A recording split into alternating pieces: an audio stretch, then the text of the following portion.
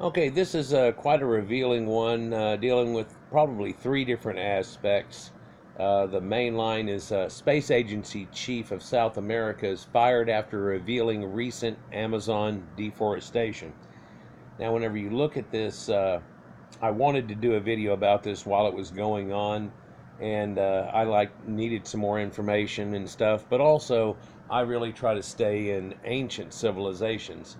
And the reason that I wasn't gonna stay in ancient civilizations about it is because of things like what can be seen actually here. If you look closely, there is a grid pattern in this freshly deforested area where they've been working it over. Okay, and if you'll see, there's a pile of smoke that's right here. There's another one coming out of the forest here. There's another one here and here that are coming out of the forest and smoke just in the distance. There's also a cleared area of land right up in here that you can probably barely make out. And this ridge right here that runs, it seems to go up a little and down over the other side, right? It also has a little cleft that's running through here. And that's strange, for whenever you look at this grid pattern, it has this split line T, and it runs down here, split lines to feed this plot of land, but also over here, and then it zigzags and becomes deeper and runs out here, and it goes to there. Well, what goes there? Well, there's a big river that runs through here that still contains some water, and then there's attachments that run and zigzag over, and there's another river right over here that's running right through here where that smoke's coming from. What's neat about this is that nobody did this in a modern day. This is a grid pattern for irrigation working off of primordial rivers in ancient times. So it shows some Aztec, Mayan type of living areas, or even before that, who knows? It hasn't been investigated totally. And in the other video I was going to do about this, I was going to show how they've used LiDAR, and they have found that huge area that expands pretty much this area here that you're all seeing in front of you, that is just one grid of one forest land that has been taken over by forests, but used to be cleared just like it is now for farming. So this isn't meant to justify in any way them taking the rainforest apart, for that seems to be a huge problem. And but at the same time, we're finding that a lot of these areas were totally deforested in ancient times and used for farming, and there are points of irrigation here that looks like it feeds off a river valley, just like a lot of other Caucasian settlements and things in the past. So we can find all kinds of things like that because of deforestation, but we don't have to deforest anymore. We've developed LiDAR, and with radar you can go over and see where certain things are. But that's not really the issue with the rainforest. It'd be neat to be able to investigate all of those things, but here they want to mention that deforestation in the Amazon is increasing, and it's a Getty image.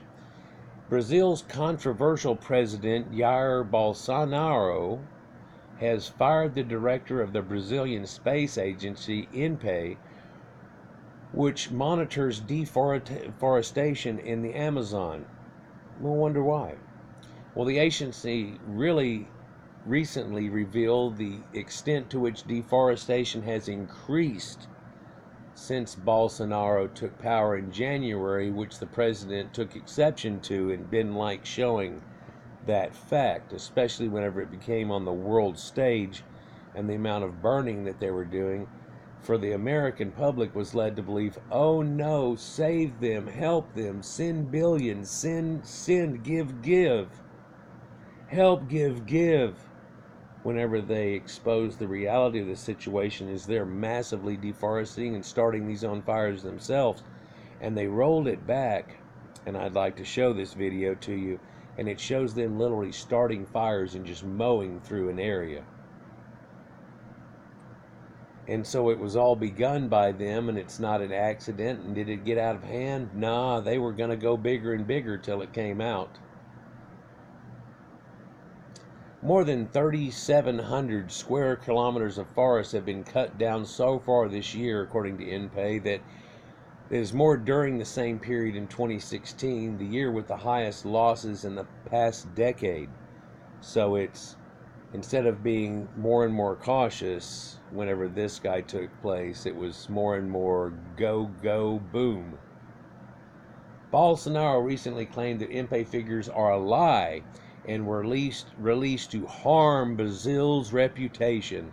But researchers say the NPay deforestation data is respected and trusted and correct, and it also exposes him while he's trying to lie about it.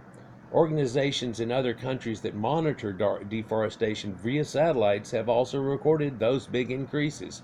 And that's what I was telling you about before. And they can actually show you where it starts up. They say, like, here it was in 2014, and there's a couple little fires in this, and then look, oh my God, look at it.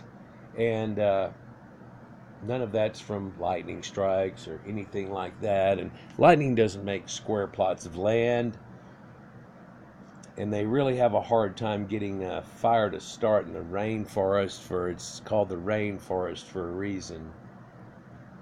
The president's claimed a robust response from NPay director Ricardo Magnus Osorio Galvo, who called Bolsonaro's attack cowardly and said he would not step down. On August 2, Galvo was sacked. And so he shoved the info in the guy's face and said, straighten your act up. And he goes, I fire you and I continue. Here's another story about deforestation in Brazil and how it's rocketed since Bolsonaro became president. Brazil still has laws meant to reduce deforestation, but they're not being enforced as much as they were. The number of enforcement operations in the Amazon region has fallen 70% this year, according to environmentalist Carlos Riddle of the Climate Observatory. The forest is mainly being cleared for cattle ranching to produce beef. And I tell you, Ocasio-Cortez would throw a fit about that for all those cow farts. And this has got to be a double boom to her, for the rainforest is being cleared to make cow farts. Oh my God, she ought to be throwing a fit, and it's her type of people, Mexican people. So you might want to address that before you keep trying to condescend and tell other people how to run their lives whenever they have so much of a higher IQ and understanding than you. It kind of looks pathetic. It looks like they're putting her forth like some kind of clown to go, well, look, this is what we're dealing with. Environmentalists have criticized a recent trade deal between the European Union and several South American countries, including Brazil, saying that it will boost exports and encourage more deforestation. The deal has not yet been ratified. So it's hard to understand, but in just trying to boost their economy through other governments, buying things from them and subsidiaries and so on, it's going to force it to happen more. As their population grows out of control, they're going to end up destroying a good portion of the rainforest to try to make up for it. And so it's not helping in any way. We were saying, well, let's give them this boost of economy and they won't have to destroy the rainforest. Their point of view is we have to destroy the rainforest to make up to what you want us to do. And it becomes this hard juxtaposition, and what can you do, for a country has to grow. And this ensues the problem, and the last great rainforest of the world. The rate of forest loss in the Amazon is still much lower than it was in the early 2000s, which was horrendous, when tens of thousands of square kilometers were lost each year. But some researchers fear that the forest loss is becoming so extensive it could be reaching a tipping point at which the remaining forest dies off. And I've talked about this and how this happened to the Middle East, and it became a Dust Bowl, Oklahoma. For you can even see the ancient Egyptians and even the Sumerians had to go up into Anatolia and the sacred cedar forest and things and acquire wood whenever they had pretty much run out of every wood. earliest Sumerian statues, so sycamore and yew wood that they're using, and yew wood isn't really found in the area anymore. Yew wood is something that's sacred to Celtics and things, and it has to go with elves. There used to be a belief that every elf that died created yew wood. That yew wood's what they created bows out of and stuff. It's real resilient. And I go into that in the ones that I show about ancient sacred forest and things, but whenever you cut down the trees to a certain point, i.e. Dust Bowl, Oklahoma, and you deforest a large area that couldn't handle you doing that to it in the first place, regardless if the soil is ripe for planting, you can actually destroy the local area's other fauna, and then you in Florida, of course, and then it tips an ecosystem pretty badly, and a lot of other things don't work as well.